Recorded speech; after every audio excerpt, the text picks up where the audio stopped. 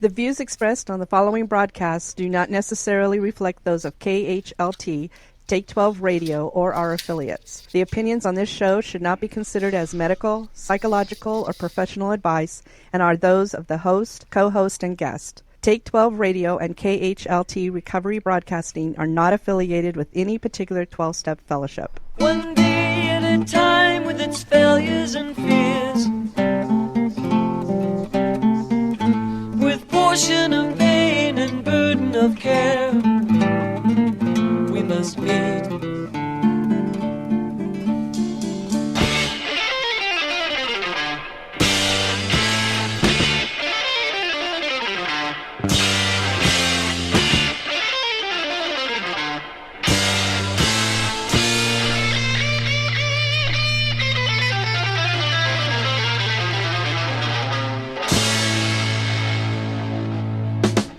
Welcome to Walking Through the Language of the Heart, a journey into the Grapevine writings of Alcoholics Anonymous co-founder Bill W. And now, here are your co-hosts, Chris S. and the Monty'man. That's right, my friends. You have tuned into a couple of scallywags that that we do have your best interests at heart. Let's hope that we can that we can live up to that. Welcome to Walking Through the Language of the Heart with our good friend Chris S. Hey, buddy, how are you? What's happening, Monty? How are you tonight? I am excellent. As some of the listeners know, who've been listening to some of the other shows, we have been remodeling the outside of the studio, the office, and our home, and we're rounding the corner. It's always good when you can kind of see around that last bend and you know it's almost done. Unlike the growth process in our recovery that seems to have something new that has to be worked on just when we thought we were finished. Monty, I'm actually glad there is no finish. You know, what will we do after we went through the finish banner? You know, what will we do with ourselves? I know Marcia and I were talking about that about the house. I said, you know, we jumped through all these hoops, you know, with the mortgage and everything else, and to get everything to fit right, and the different contractors are on the same page, and blah blah blah. It's almost like we're getting ready to grieve. It's like, what now? You know. So I'm with you. I'm with you on that. All righty. So for those of you who have never joined us, we are going through we're finding out more and more what a marvelous book this is. Bill W.'s Grapevine writings. Bill W., for those of you who may not know, is the co-founder of Alcoholics Anonymous, and these are his Grapevine writings, that what is affectionately known as AA's Meeting in Print, from 1944 to 1970, and it's entitled The Language of the Heart. What are we doing this week, Chris? Well, we're going all the way back to November 1951 tonight. Wow. So 1951. So AA was about 16 years old at this time. I think now it's 88 years old, Monty. so we're going back in time a little bit. The name of the article is called "Services Make AA Tick."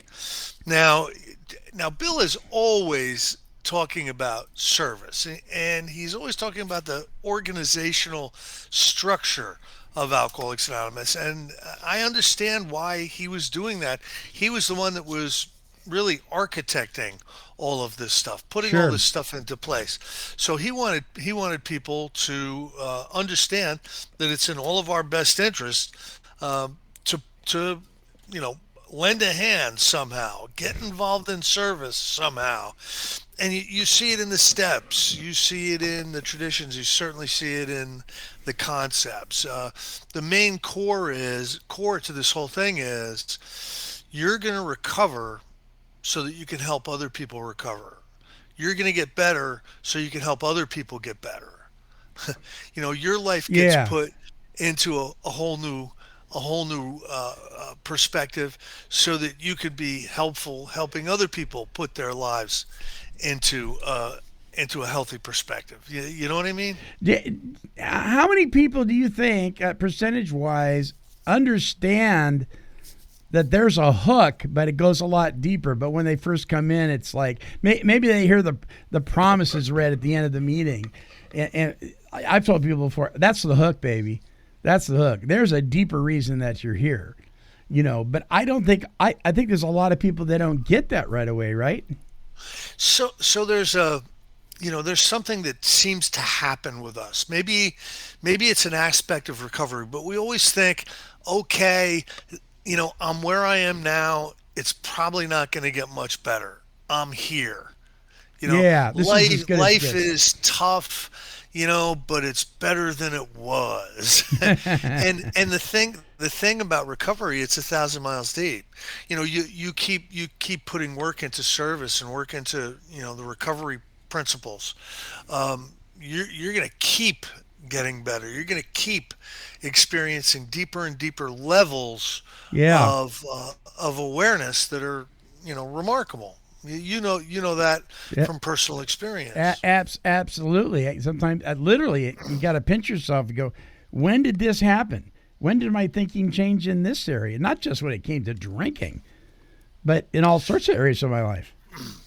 I always say, when I'm speaking with newcomers, this year's better. I've got 33 years. This year's better than my 32nd year. My 32nd year was better than my 31st year. Yeah.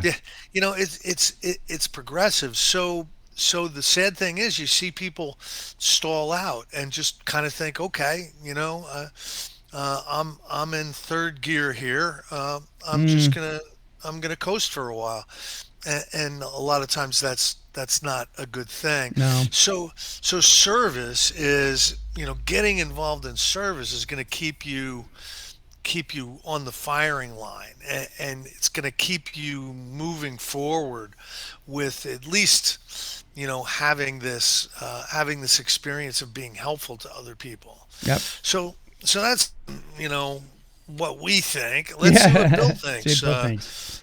Services make AA tick. November 1951. A coffee pot simmers on the kitchen stove. A hospital sobers the stricken sufferer. General Headquarters broadcast the AA message. Our service lifelines span the 7 C's. All these symbolize AA in action. For action is the magic word of Alcoholics Anonymous. So it is that every AA service daily proves that so-called material activities can lead to magnificent spiritual results. What a great way to put what it took you and I 5 minutes to say. I know, right? He is a master of 1930s and 40s and 50s words. Yeah. So daily service can lead to magnificent spiritual results.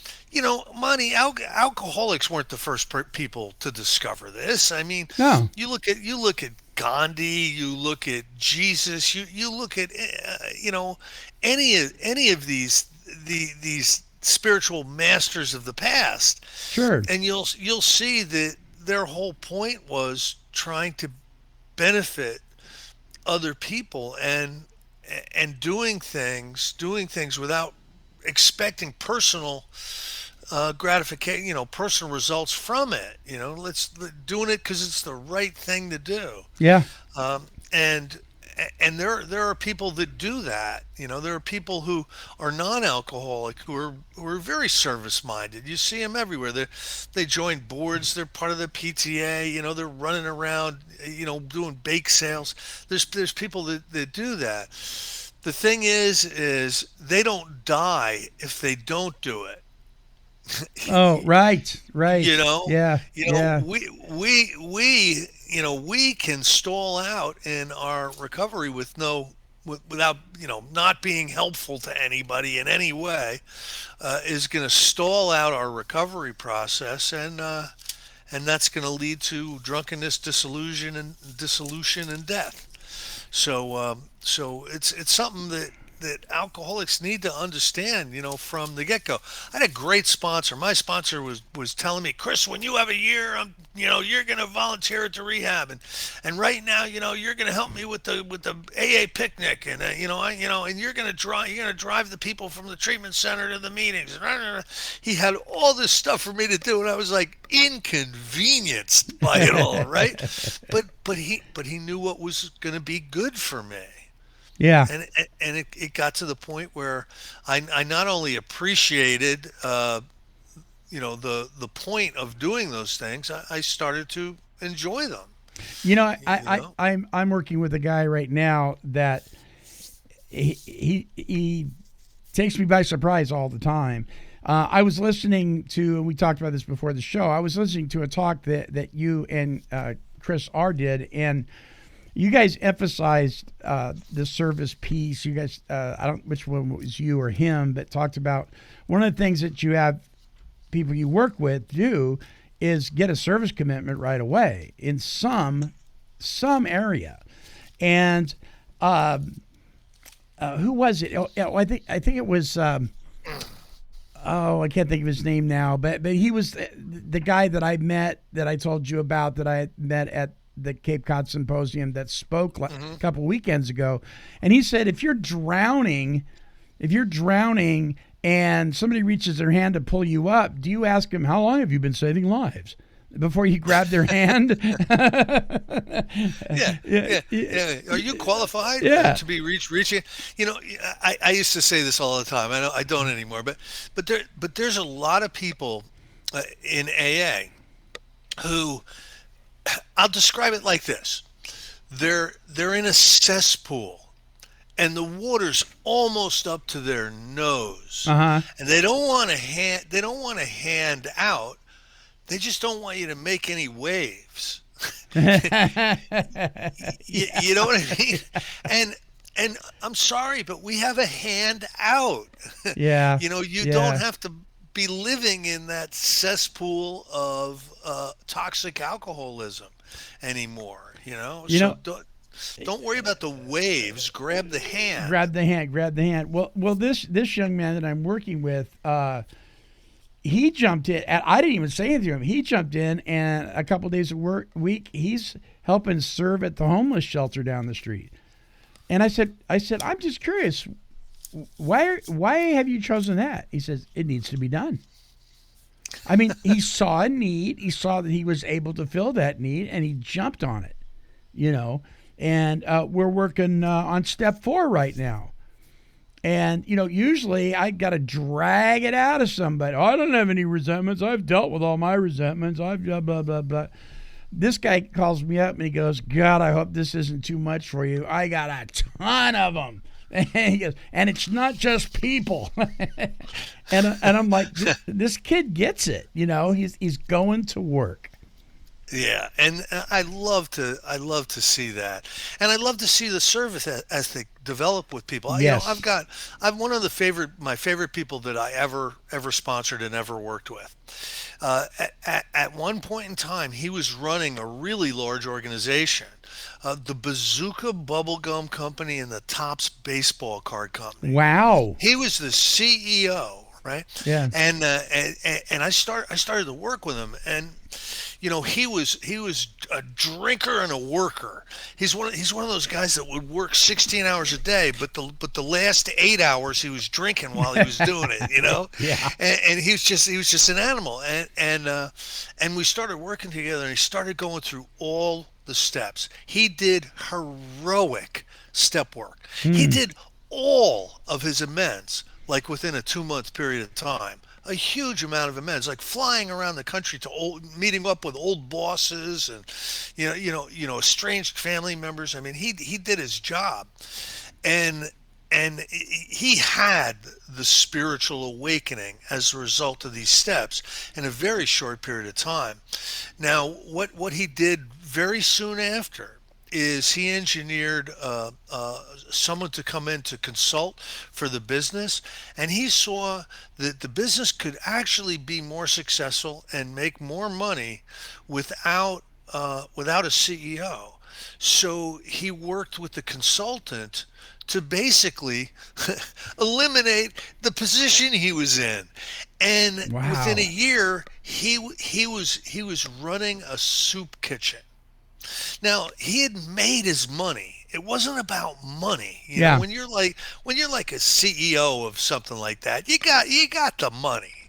Sure. It was more like he had developed this massive service ethic through the awakened spirit, of taking the 12 steps, and he wanted to do something that was really meaningful, not sitting in an office overlooking Park Avenue, in New York.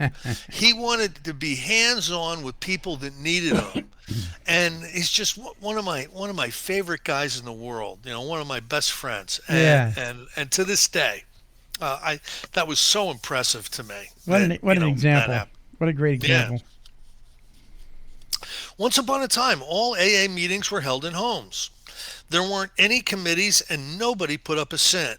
We hadn't even a name, and founders were unheard of. It was that simple. Yes, we did enjoy one service, a valuable one too.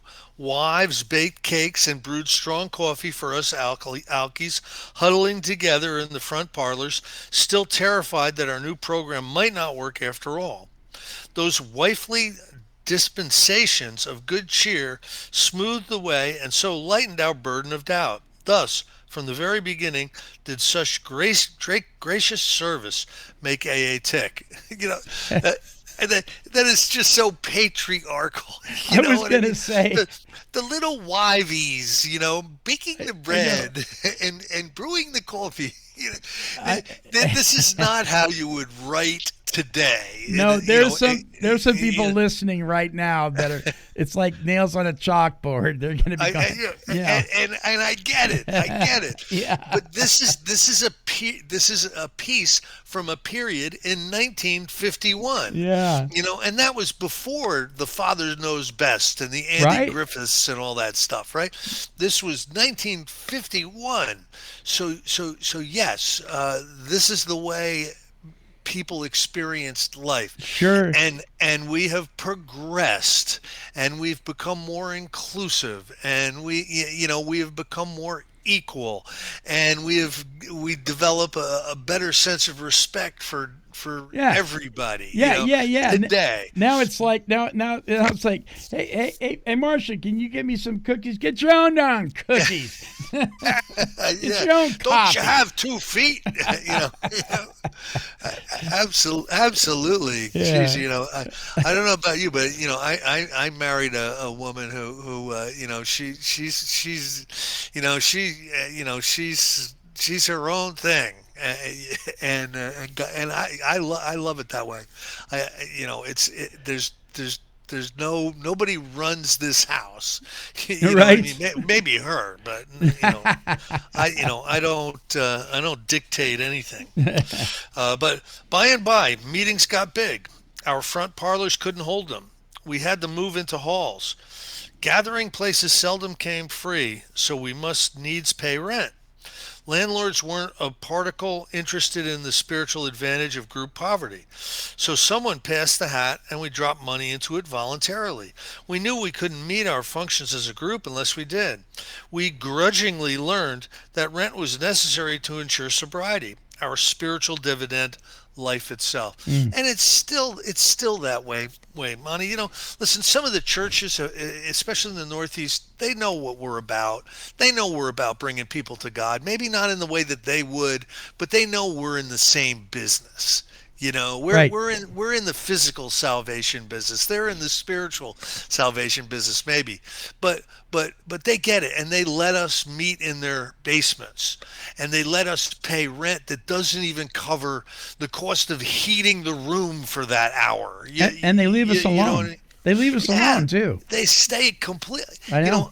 You'll have an AA meeting that you'll go to for 10 years, and you'll never meet the pastor. Right. They Yeah. they respect the heck out of Yeah, it. it's pretty cool. So it's amazing, but we need to be self-supporting. We need to be paying rent. It's important.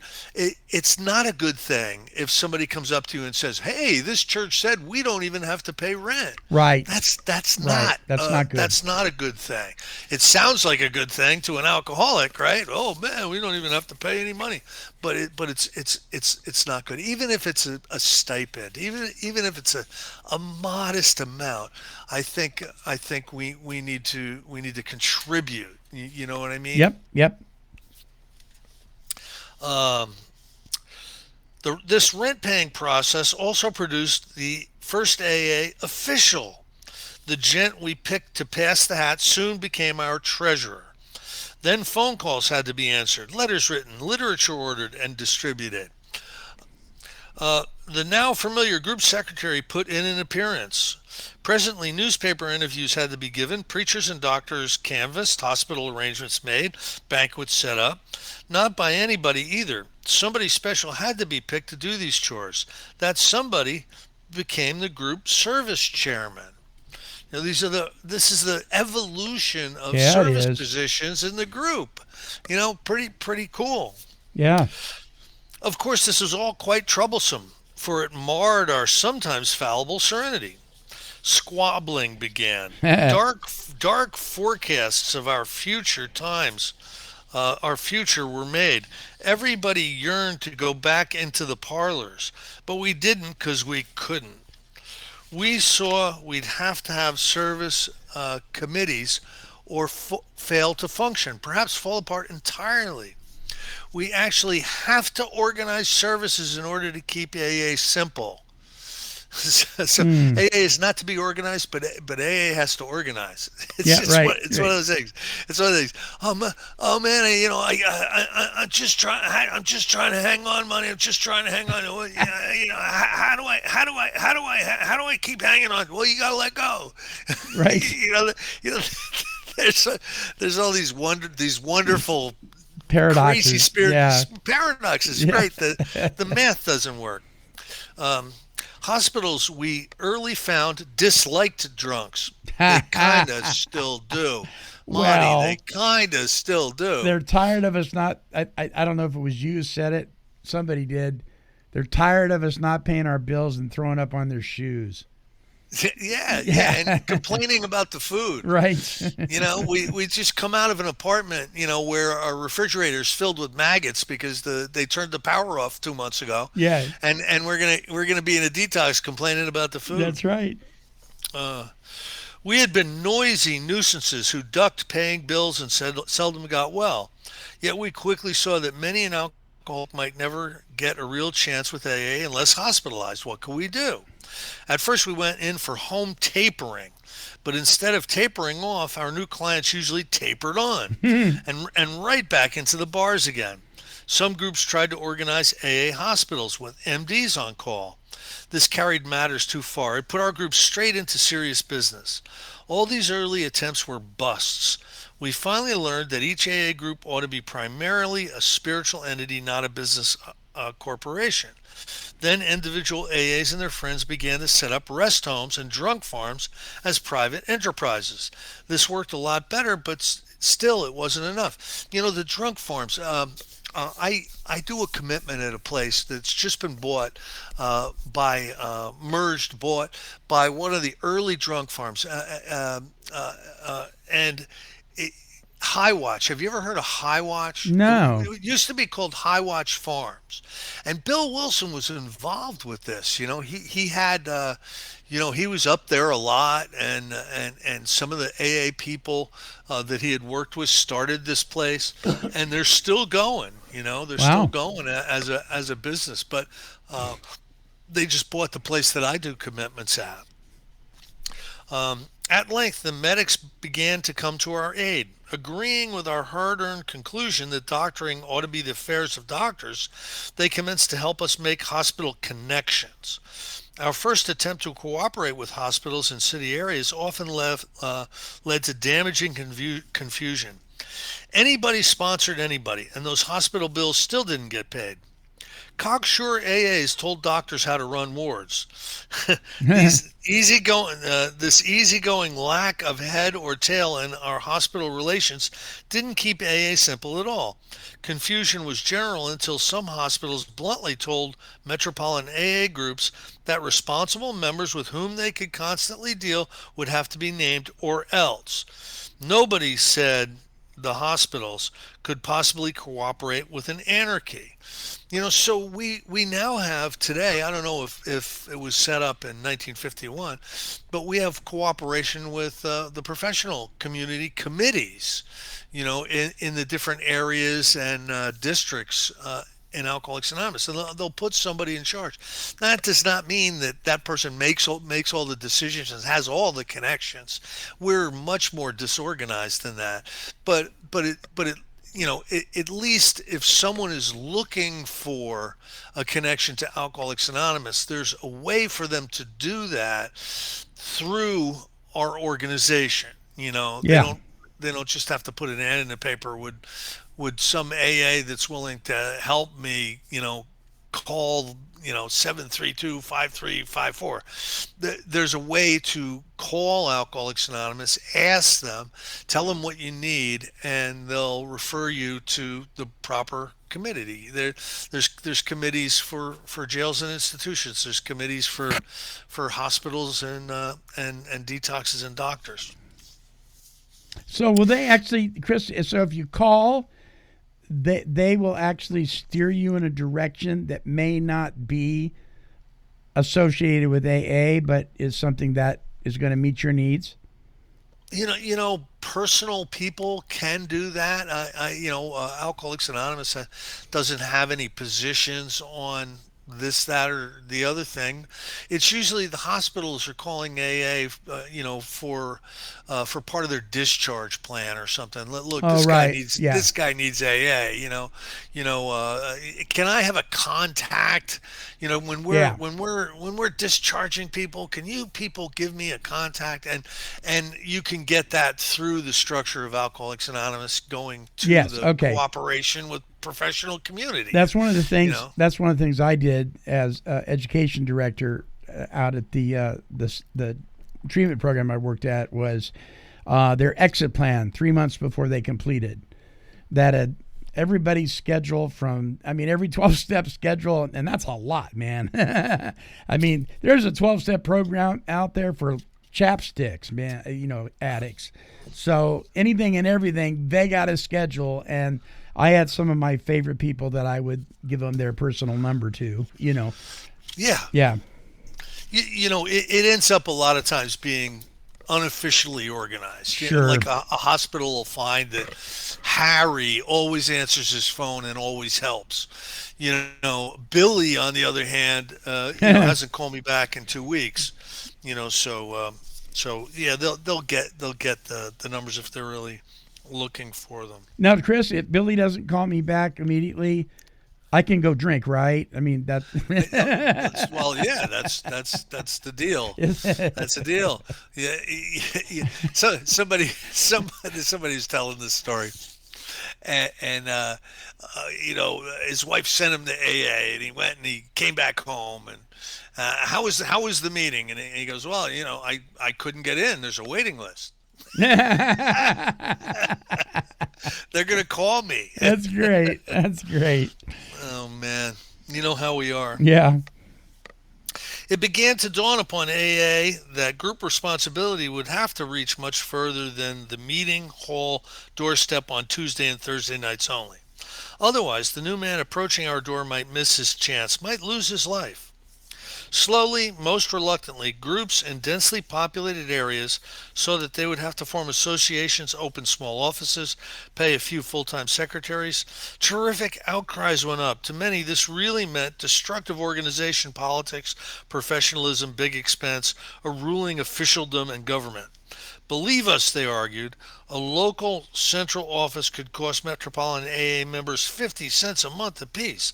That could turn into a damned head tax. What about our AA tradition of no fees or dues? Of course, these exaggerated fears never materialized.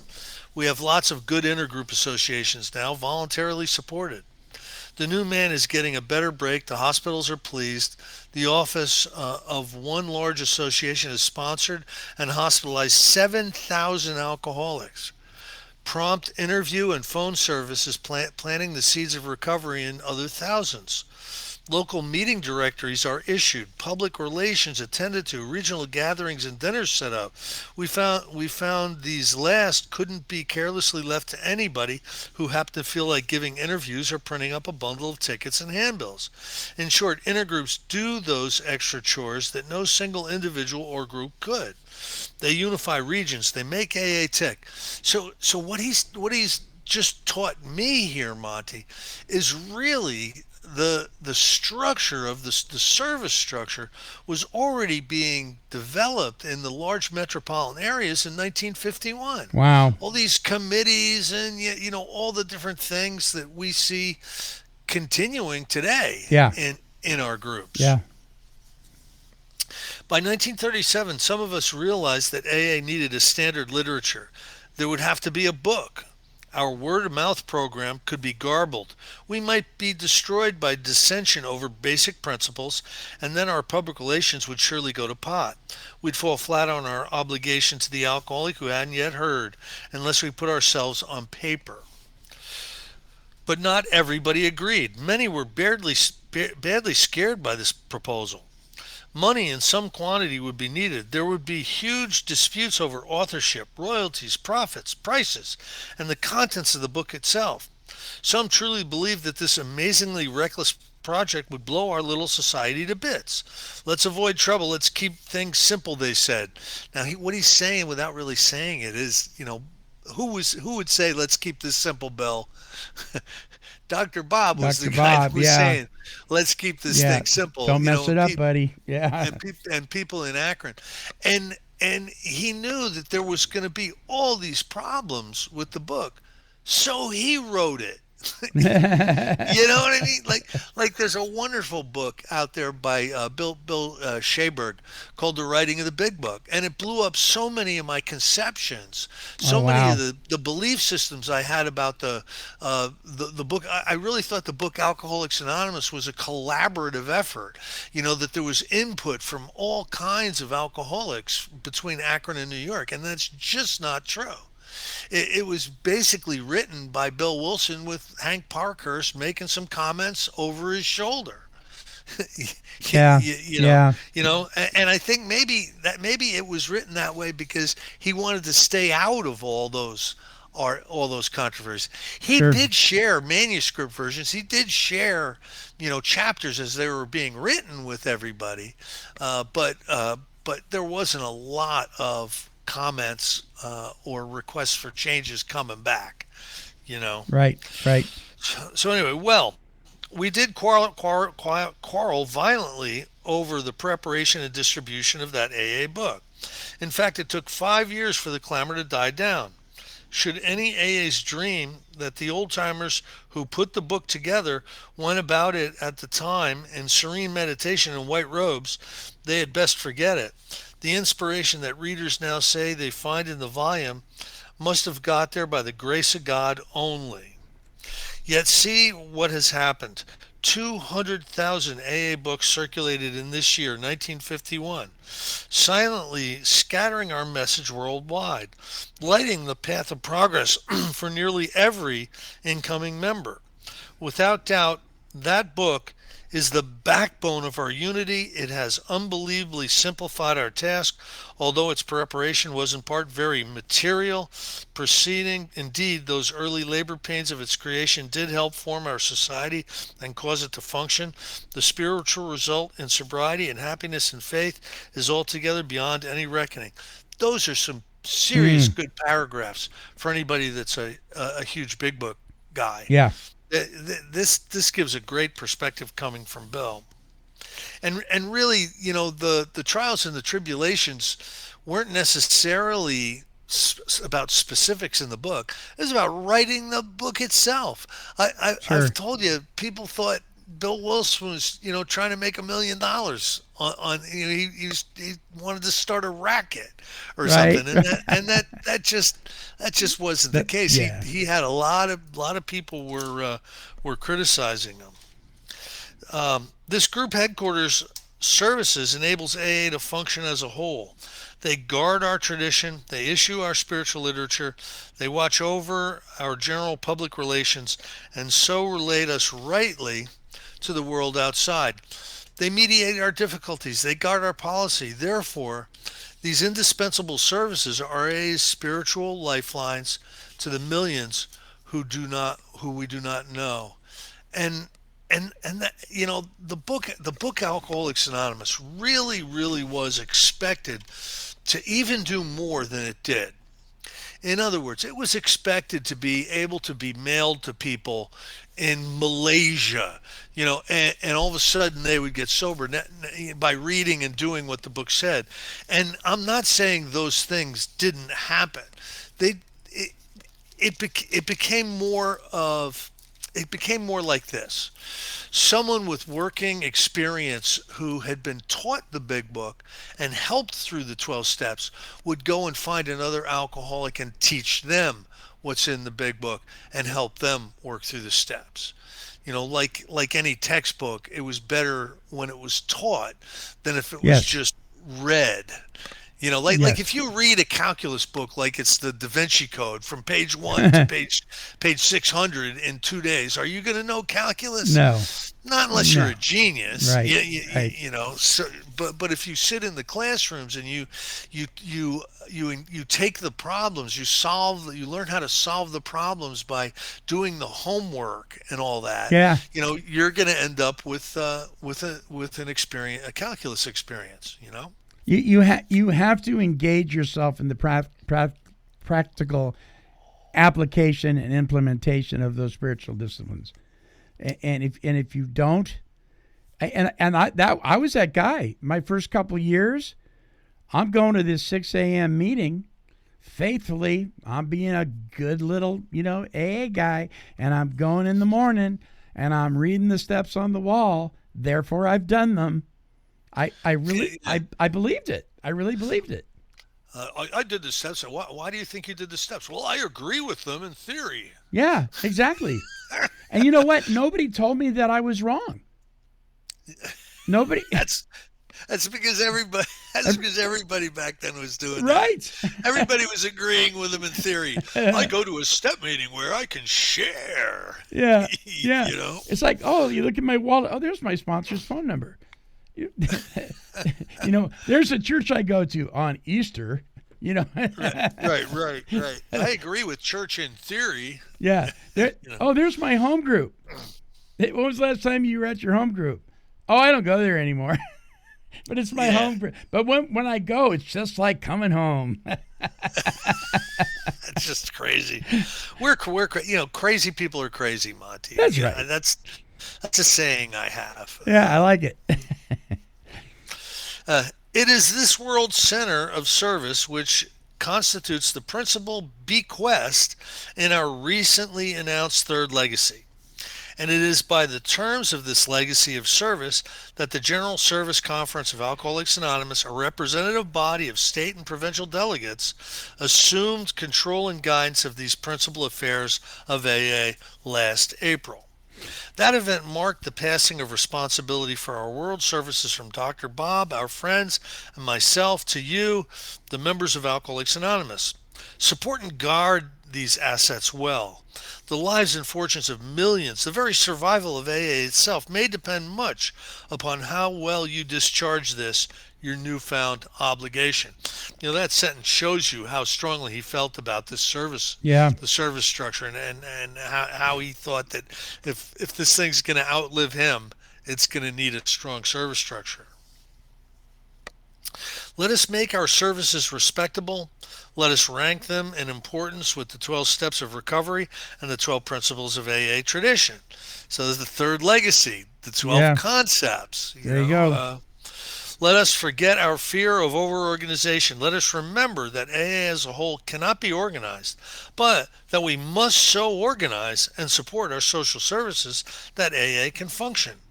Let us forget our early fears of professionalism, of the accumulation of wealth, of government experience, now fortified by our traditions, has already assured us none of these evils are likely to descend upon us.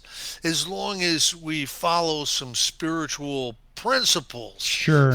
you, and that's the 12, 12, and 12 spiritual principles that he's asking us to take very seriously. Above all, let's change our old attitudes about money. Collectively, AA members earn an enormous income because of their sobriety. It is $500 million bonanza each year. Can we not wisely, gratefully, and humbly reinvest a tiny fraction of this vast sum in those vital services that make AA tick? I think we can, and I think we shall. For in our own lives, we have seen sobriety produce money. And in our AA services, we have seen little money produce incalculable spiritual dividends. Let's think this all through again. By our 12 steps, we have recovered. By our 12 traditions, we have unified. And through our third legacy, service, we shall carry the AA message down through all the corridors of time to come. Of this, I am happily confident. Wow. That was a great article, wasn't it? You know, I kind of hope that that Bill is up in heaven reading his articles. Because I don't know, even though he says he's happily confident, was he though? You know, and now he knows that if he was even a little bit, he was right on. Yeah, really good, really well written. Something I'd like you to share, if you would. Sure. You were talking in this. We talk about, and we talked about it at length before, the publication of the book Alcoholics Anonymous, affectionately known as the Big Book, and how important it is that people understand the difference between the fellowship and the program, and the responsibility of the sponsor and even the group. The Big Book of Alcohol, you had talked to me before, and I know it's in Walking Through the 12 and 12 series that we did and Walking Through the Big Book series that we did. And I've shared this with people before. Can you talk a little bit about how the distribution of the Big Book reflects our success rates today? You know what I'm talking about? How they publish so many? Yeah. Can you share that? Yeah, I don't have a big book in front of me, but if you go to the forwards of the different editions, they will tell you how many people are in Alcoholics Anonymous, recovered Alcoholics Anonymous members, and how many books have been published, and you'll see that you'll see that there was two books published for every one person sober, like in the early days. Yeah. And nowadays we've published like 20 million copies or something, and there's only 2 million alcoholics sober. So what's happening? I think it has a lot to do with we have more disposable income today than they had, years and years ago, and it's easy for us to have multiple copies of our own personal Big Book. So I don't know that statistically, there's any real relevance to this, but if you look back. If you look back at our success rates and you look back at how impactful one Big Book was in the early days, you'll see something amazing. You'll see just how powerful an experience it was for someone to own a Big Book and be an Alcoholics Anonymous member. They had a real good shot at sobriety. Do you agree with the statement that? Well, we know how some people will say, well, today AA success rate is like in the 3 to 5% rate and blah, blah, blah. And others, do you agree with the statement that goes like this? If you apply these spiritual principles the way they were meant to be applied, it is impossible for you to relapse. I wouldn't agree with impossible. I would say rarely have we seen a person fail who has thoroughly followed our path. I'll stick with what Bill claimed, right? Yeah. And you and I have talked about this many, many times. Mm-hmm. In the early days of Alcoholics Anonymous, you were given someone to work with who would take you through the step process as it existed at that time. Until the big book was printed, I don't think anybody did the steps the way the big book asked you to do them. Right. But there was a step process, right? There was restitution, there was confession, there was prayer and meditation, there was working with others. If you did those things, rarely did they see, and stayed consistent with them, rarely did they see somebody get drunk. That's still true today. But I agree. What the problem is you can go to Alcoholics Anonymous and you can languish in the back row for year after year after year, not really truly believing in your heart that you have to do these steps, because you're listening to all these people share about all kinds of stuff. You think that just by going to Alcoholics Anonymous, that's going to offer you the opportunity to separate from alcohol for the rest of your life. And that's just not true, right? Right. So in effect, the best way I can describe it is this. In the early days, Alcoholics Anonymous was a 12-step program of recovery with a support fellowship. Today, Alcoholics Anonymous is a fellowship of sobriety with a sometimes support program of recovery. Exactly. Yeah. And that's the experience today. And you got to find your way through that minefield, or you're not going to make it. You got to find your way through that minefield. If there's anybody new out there tonight who are struggling, relapsing, brand new, whatever, find yourself someone with deep experience with the 12 steps in the book Alcoholics Anonymous. Ask them to please take you through the steps. You can ask somebody to sponsor you, and their idea of sponsorship may mean mentoring. They may think it means mentoring you. Yeah, that's different. In good orderly direction or something, right? Be specific. Ask these people. You want to take the 12 steps of recovery. Can you do that with me? Yeah. And if somebody says yes, I can. Give them a shot. If somebody looks real confused that a newcomer is asking them such things, move on to the next person. Well, they may be confused because they're reading Living Sober. Yeah, but we don't judge. No, far be it from us. I say that tongue in cheek because Chris kind of said that in the talk that you sent me. He goes, I love all the literature. I just think I mean, except Living Sober. But then he goes, but go ahead and read it. Go ahead and read it anyway. One time, this is about 20 years ago, Chris showed up and he had a bunch of Living Sobers, and what he had done is he had melted like this kind of plastic on top of them and made coasters out of them. you couldn't open them, Right. they were just coasters. And he goes, this is the proper use of Living Sober. But here's my perspective of Living Sober. I'll be honest with you for a second. Sure. Heavy drinkers show up in Alcoholics Anonymous. Yeah. All right. These are people who have not lost all power, choice, and control. Right. These are people who good orderly direction is going to benefit them greatly. Being encouraged on a day-to-day basis to just not drink is going to help them. Right. Because they're not real alcoholics. Living Sober is their book. You know what I'm saying? Yeah. It's their book. Bless their heart. Let's not take it away from them. No, true. Do you think it is? I'll just tell you what I think. I think it's a good thing that we opened up the rooms in what we call open meetings. I think that's good. I think it was the right call.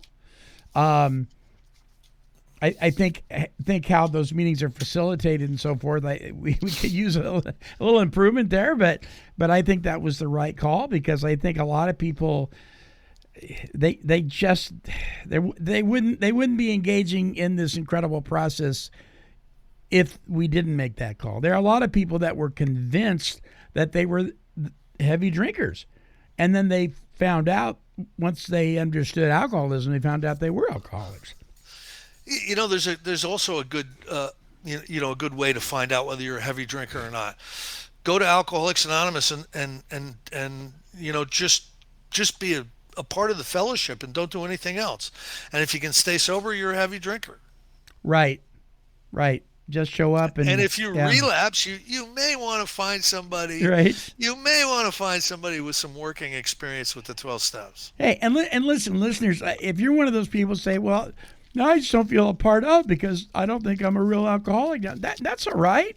We love you. Absolutely. Come on in. Come on in. Well, I don't like hypocrites. One more won't hurt. Come on, sit down.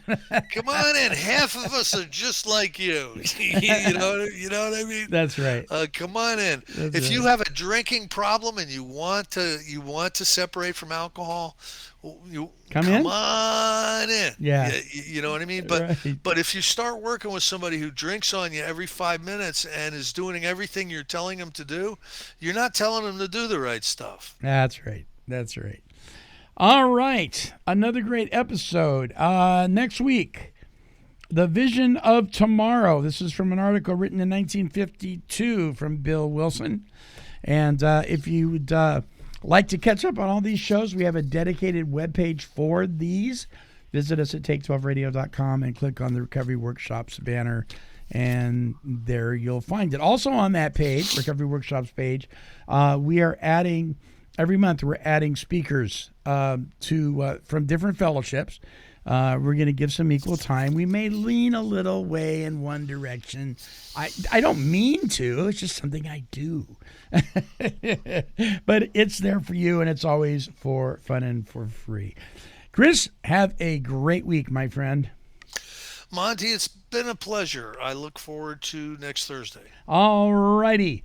Let's see here. I forgot how to sign off. Until our next broadcast, this is the Monty'man along with Chris S., and we are wishing God's perfect serenity for you. Bye-bye now.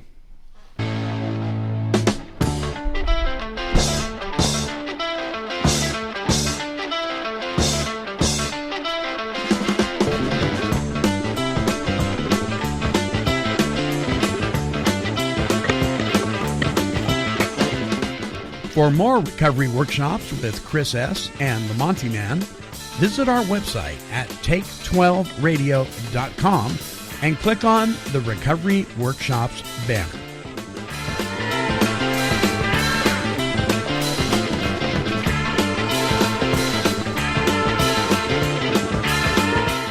This has been a broadcast of Take 12 Recovery Radio and KHLT Recovery Broadcasting.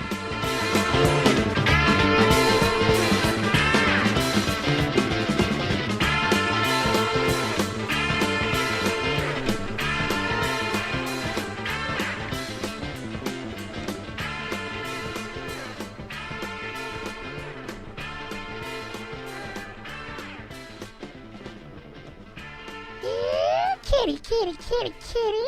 Meow, meow, meow. Woof, woof.